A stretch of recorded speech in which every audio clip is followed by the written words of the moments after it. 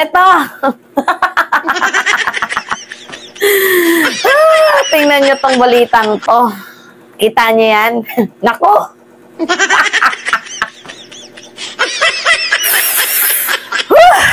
Grabe! Talagang mukhang nasikmura ako dito sa balitang to na kahit ata si Satanas ay mapapawaw, magugulat. So sinabi nga po guys ni Congressman Paulo Duterte. So ngayon yan po yung pag-uusapan natin ngayon. Hindi ko alam guys kung ano yung magiging initial reaction ko, kung pupurihin ko ba to. Pero nung nabasa ko ang buong article, sabi ko okay na sana eh. Kaso nagpapapansin lang pala. Minsan na nga lang magpapansin, epic fail pa. Anyway guys, ito yung balita. Sahin natin.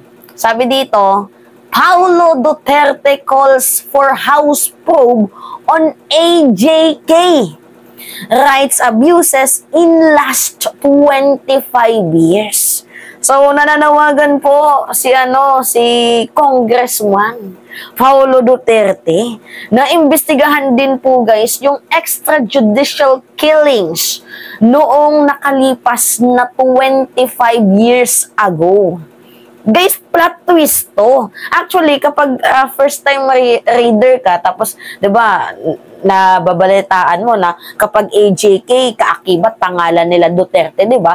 Mukhang talagang magugulat ka. Ah, talaga? Atapang-atao na? Si Pulong? Hindi natatakot? Kasi guys, ang gustong palabasin ni Pulong, parang parang tawag dito, gustong i-escalate ni Pulong itong attention, kasi 'di ba kung matatandaan ninyo nung mga nakaraang araw nagkaroon ng hearing about nga po dito sa extrajudicial killings, na kung saan talaga kapag every time na naririnig natin ng AJK, kaakibat nun Duterte. So I think attention seeker lang talaga itong si Paulo Duterte. Actually, sa sinabi niya na paimbestigahan daw yung AJK 25 years ago, payag naman ako dun, basta mauna kayo. Unahin yung tatay mo. Siguro hindi pa nga ata natatapos ang termino ni President Bongbong Marcos, yung kaso ng tatay mo. Mahaba-haba pa din ang nilalakbay. Diba?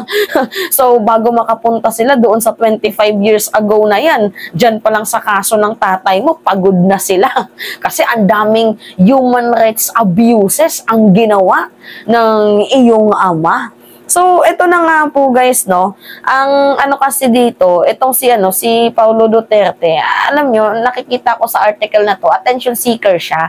Tapos, meron dito din nakalagay na parang pinopoint out niya na mas malaki daw po, mas mataas ang AJK sa presidency ni President Bongbong Marcos. Yun po yung niya eh. Parang political motivated na na yung pagpapa house probe niya. 'Di ba yung paimbestigahan? Parang political motivated to eh. I think character assassination or demolition job na naman ang kanilang ginagawa. Tinatrabaho na naman nila ang presidente. Huy, gising! Ay, dyan ba kayo nabubuhay? Hindi ba kayo natutulog hanggat hindi nyo nasisiraan si President Marcos? Lalakas naman ng amats ng mga to. Anyway, eto. Davao City Representative Paulo Duterte has filed a resolution seeking a congressional probe into extrajudicial killings, AJK, and human rights abuses in the country in the last 25 years. Wala sa akin problema dyan, guys. Panahon ni ERAP, simula nung panahon ni ERAP or ni Ramos, dapat paimbestigahan daw po yung extrajudicial killing. Nahiya ka pa? Sinama mo na sana si Apo Lakay. Or hindi kasi Manuel L. Quezon. Di ba yung kauna-unahang presidente? Nahiya ka pa eh, no? Nahiya ka pa. Sana dinamay mo na din si Manuel L. Quezon sa kanyang mga AJK na yan. Nahiya ka pa, Diyos ko po. O, eto, basahin natin. Okay. So, in the House Resolution 1745, Duterte stressed the need to revisit and scrutinize and scrutinize the surrounding circumstances behind the progressing incident of the AJK all over the country. Dito guys, tingnan nyo ha, pakinggan nyo to. Sabi dito, the Davao lawmakers said that based on reliable report, including those from U.S. Department of the State and Amnesty International AJK, and the country remain a serious problem, and many of the drug-related ones peak in 2023. Kita nyo, no? Once peak in 2023 or already at the time of the President Ferdinand Marcos Jr. Kita nyo guys, di ba? Sabi ko sa inyo, political motivated itong kanyang another katarantaduhan na naman nila para malihis ba yung issue. Di ba? Nakita nyo, peak, ano yung gusto niyang ipamuka na mas mataas po ang AJK sa panahon po ni President Bongbong Marcos. Nagigets nyo ako? Naku, sana diniretso mo na lang na kaya gusto mong paimbestigahan ang AJK 25 years ago para i-ano mo si President Marcos, idikdikan mo na mas mataas ang AJK sa panahon ni PBBM. Sana nirekta mo na lang. Ang dami mo pang satsate pa, house probe ka pang nalalaman. Sana nirekta mo na lang. O Marcos, mataas yung AJK mo, dapat ikaw yung imbestigahan. Ganun. Hindi, dami mo pang kuda. Naku, Diyos ko, 2023 na, 2024 na, wala ka pa rin character development. Diba? Tingnan nyo, lakas maka-fake news, no? Oh, once peak in 2023. Talaga, no, basta talaga fake news, malalakas yung yung amats ng mga to. Iba talaga, basta fake news, pinag-uusapan, G na G yung mga diputa.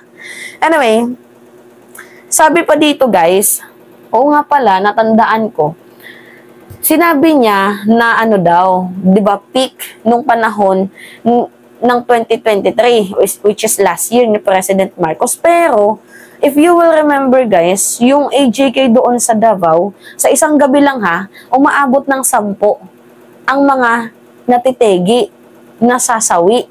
So paano naging peak yung kay President Marcos? Yung niya nga, yung tagline nga ng DILG, droga ay iwasan, buhay ay ingatan. O, usapang peak. Yung kay Baste, 'di ba? Yung March 23 to 26, ano yung sabi? Rinig mo? Ha? Yung war on drugs niya. Sa loob ng 3 araw, ano yung nangyari? 7 agad nasawi. Pero walang makakatalo sa ama. Matindi yung ama, guys. Matindi. Isang araw, 10. 'Di ba? Anyway, ba't hindi mo pa imbestigahan yung kapatid mo? Yung tatay mo? Diba? So, ito yung malala din dito, guys. So, the Duterte particularly mentioned report from the Philippine National Police or PNP, the Department of Interior and Local Government or DILG, and other related law enforcement agencies that Manila, Cebu, and Quezon City recorded the highest incident of AJK and human rights violation. Kita nyo? Ang lakas mang mention. Actually, guys, alam nyo, minsan na nga lang gumamit ng common sense, hindi pa ginagamit ng tama. Alam niyo kung bakit mataas yung AJK sa Manila, sa Cebu, sa Quezon? Kasi yan lang naman yung mga lugar na madami ang tao. 'Di ba? Yan yung alangan naman magkakaroon ng AJK sa lugar na walang tao. Malamang magkakaroon ng AJK yan sa madaming tao. Minsan na nga lang gumamit ng ng common sense, hindi pa ginagamit. At isa pa, bakit hindi mo dinamay ang Davao? Bakit ang silent mo sa Davao? Yung Davao highly urbanized yan na lugar. Na kung saan isang gabi, 10 nga yung namamatay, diba? So ba't hindi mo idamay? Ba't dito ka nakafocus sa Kamaynilaan? Sa Cebu, sa Quezon? Yung Davao highly urbanized, ang dami ding natitegi dyan. Diba? Masyadong nagmamalinis .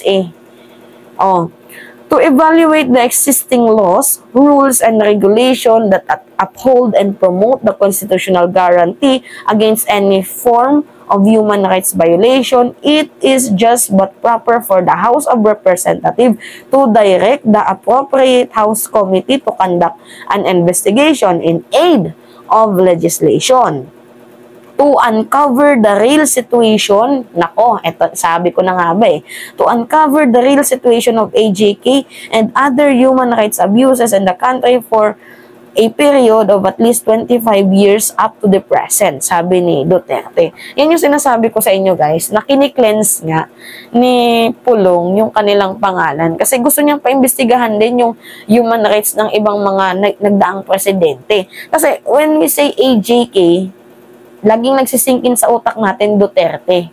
So gusto nilang i-cleanse yung kanilang pangalan. 'Di ba? Hanapan nila ng ibang butas yung mga naging presidente na para hindi makabit sa kanilang pangalan yung AJK, kagaya dito sa kila President Marcos. 'Di ba kapag sa mga kalaban, naririnig nyo? Pag Marcos, martial law. 'Di ba? Kaakibat na ng pilido ng mga Marcos yung martial law. Dito naman sa Duterte, kaaklibat sa pilido ng mga Duterte, AJK. So ngayon, ayaw nilang lumaganap yung AJK na yan na dumidikit sa kanilang pangalan. So that gusto niyang paimbestigahan yung AJK for the past 25 years ago para kung sino man yung mas malala, 'di ba? Abay doon mabansag yung AJK na yan. Kaso hindi mo na yan mabubura, Pulong. Kasi kita na ng taong bayan. Ano sabi ng tatay mo? Shoot to kill. I don't care about human rights. So talagang kaakibat na sa pangalan nyo, yung AJK na yan. Kahit anong linis mo, hindi na mawawala yan. Nakaborda na sa pangalan ng mga Duterte yung human rights abuses, yung mga anti-poor na policy. 'Di ba? So sa madaling sabi guys, gusto niyang i-demolish itong si President Marcos na mas mataas ang AJK noong panahon ni PBBM. Kasi may peak na nakalagay dun eh. So, pinabangon niya lang. Pero yung main objective nito is to assassinate the administration. Ilipat yung AJK na yan sa administrasyon ni President Marcos. Yun. Diba? Lakas mong hamon, no? Lakas mong hamon, imbestigahan yung 25 years ago na AJK. Diyan pa nga lang sa termino ng tatay mo, mukhang mahihirapan na tayo. Tinatarantado nyo ba kami? Huwag mo kaming tartaduhin. Orialens. Anyway, yun lamang po guys. So that's me again, si Mima Alicia nyo. At nagbabalik ulit sa ating panibagong video.